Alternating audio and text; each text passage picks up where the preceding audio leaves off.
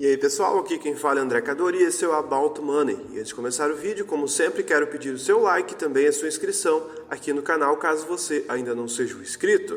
E já fazia tempo que eu não fazia vídeos analisando trechos de grandes investidores. E dessa vez eu estou voltando com esse modelo de vídeo e vou trazer novamente mais um corte de um dos investidores mais queridos e adorados aqui no canal, Luiz Alves Paes de Barros, conhecido por sua estratégia do Value Investing, comprando ações muito abaixo do seu valor intrínseco com o objetivo de ter ganhos com tudo isso.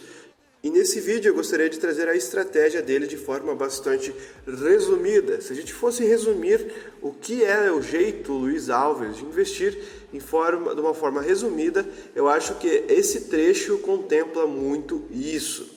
Basicamente, o primeiro passo da sua estratégia está em analisar a empresa de forma individual. Então, a maioria das pessoas, quando vai falar de uma determinada empresa, tende a generalizar e jogar tudo no mesmo setor.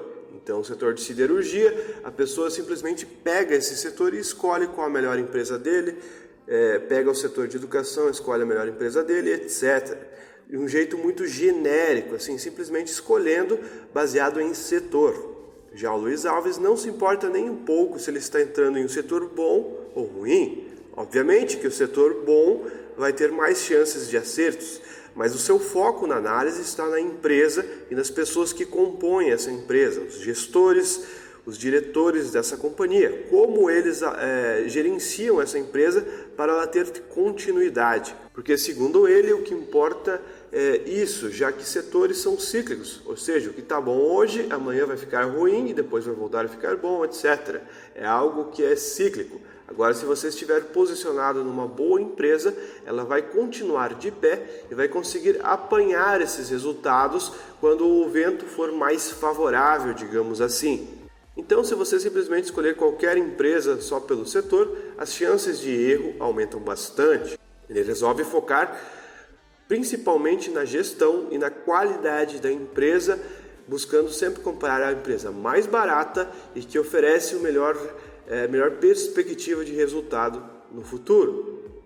E para ter o melhor resultado no futuro tem que estar de pé, né? Então, se você tiver uma gestão ruim, qualquer crise ou algo que vier pelo caminho vai derrubar a empresa. Ainda mais se for uma gestão fraudulenta ou pessoas desonestas. Aí que a chance do erro acontecer aumentam drasticamente. Portanto, o alvo da sua concentração sempre estará em empresas de maneira individual, como ela é gerida e como ela se diferencia dos seus players competitivos, independente do setor que seja.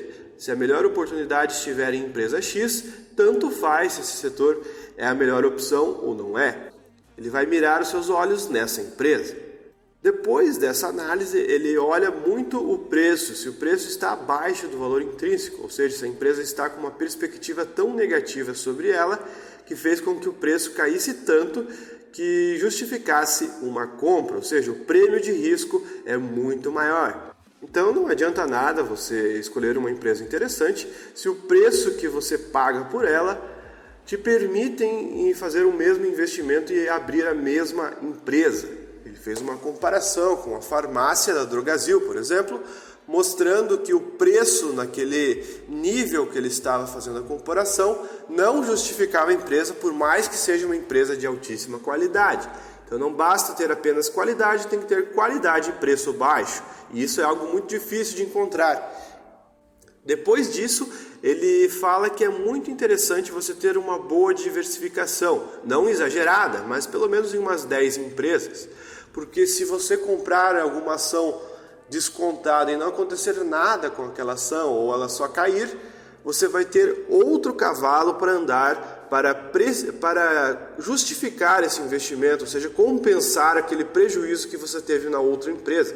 Se você tiver 10 ações e apenas uma ou duas derem muito certo e se multiplicarem várias vezes, já que você pegou um ativo barato, elas vão compensar o erro nas outras empresas, já que o espaço de queda é muito menor que o espaço de alta. Isso se chama convexidade. Então, o Luiz Alves sabe trabalhar muito com isso, fazendo boas escolhas em boas empresas, mas também diversificando caso aconteça erros no meio do caminho. E se a gente analisar a carteira de Luiz Alves, tem empresas que sim, ele errou recentemente, inclusive, ou que estão lá empacadas, enquanto outras empresas que estão andando, mesmo ele investindo às vezes até menos do que a empresa que não deu certo, estão pagando o prejuízo da empresa que ficou empacada.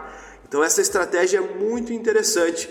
O erro está em colocar todas as fichas na mesma empresa e simplesmente torcer para ela subir. Dessa maneira você vai ser simplesmente um torcedor e não um investidor. Mas enfim, fiquem com o corte onde ele explica de forma bastante resumida a sua estratégia de investimentos e como você adotar essa estratégia pode ajudar muito no andar da sua carteira.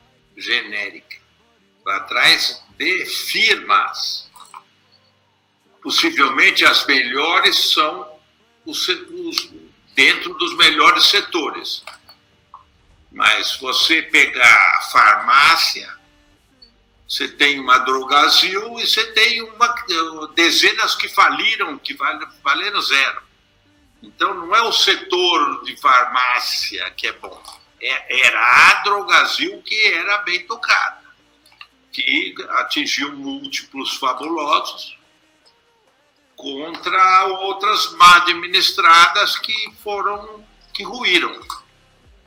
Então, é muito... Por exemplo, eu fui comprar um remédio com a minha mulher. E ela demora para vir receita, precisa carimbar receita, não tem aquele remédio, vai ver os descontos e tal. Enquanto nós estávamos esperando, eu expliquei como funciona a farmácia. O aluguel, a farmácia convencional da Drogasil custa R$500 mil para fazer. Você paga aluguel do terreno, gasta R$500 mil, monta aquelas farmacinhas, as prateleiras, deve ter R$1 milhão de estoque lá dentro. E elas têm 5 ou 6 mil dessas pequenas lojinhas. E, teoricamente, muito fácil de administrar, porque é só mandar abrir a lojinha e manter o estoque. E isso começamos a fazer as contas, dava qualquer número, como a R$2 bilhões, você montava a Drogasil. Aí eu falei, vai ver na bolsa quando está a Drogasil, R$45 bilhões.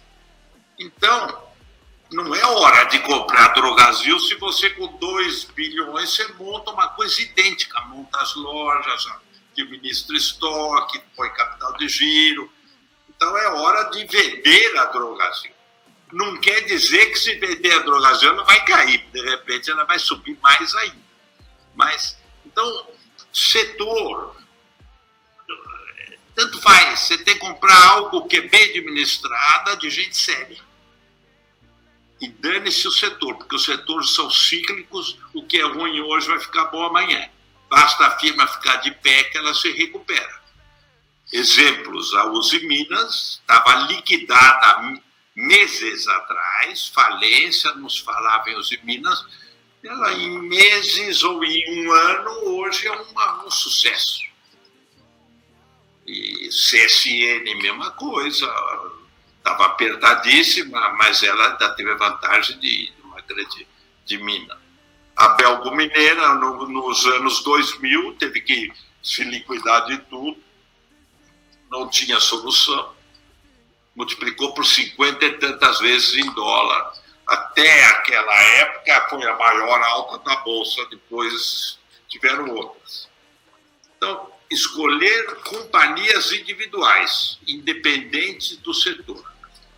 Eu, principalmente, gosto muito de coisas simples que dê para analisar. Então, para mim, coisas de tecnologia eu não tenho hipótese de analisar. Então, esquece, eu nunca me meti. IPO, nunca me meti em nenhum. O IPO presume que tudo vai andar muito bem daqui para frente. Eles fazem o cálculo do ideal quando vendem. Então é melhor comprar coisa que ninguém quer, que está abandonada, largada, com alguma perspectiva de existência.